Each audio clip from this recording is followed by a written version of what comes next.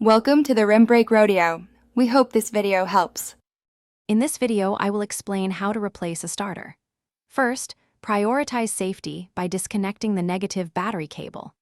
This crucial step prevents any accidental electrical shorts during the repair process. Next, gather all your necessary tools, including a ratchet set, various wrenches, and safety glasses.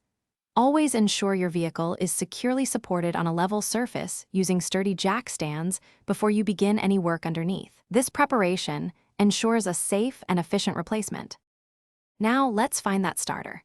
It's usually situated on the engine block, often close to where the engine meets the transmission.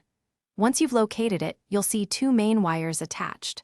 First, disconnect the larger main power wire, usually secured with a nut. Then, carefully remove the smaller solenoid wire. Take a moment to inspect both wires for any signs of wear, corrosion, or damage, as this could indicate other electrical issues. With the wires disconnected, it's time to remove the old starter.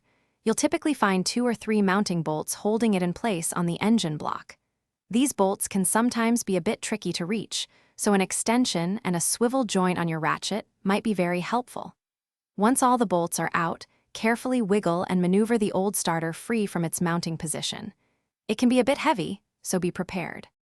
Now for the installation, carefully position your new starter into the mounting location. Align the bolt holes and hand tighten the 2 or 3 mounting bolts before fully securing them. Next, reconnect the smaller solenoid wire, followed by the larger main power wire, ensuring both are snug. Finally, reconnect the negative battery cable to your battery. Give your vehicle a test start to confirm everything is working correctly. Thanks for watching. Consider subscribing if we helped you.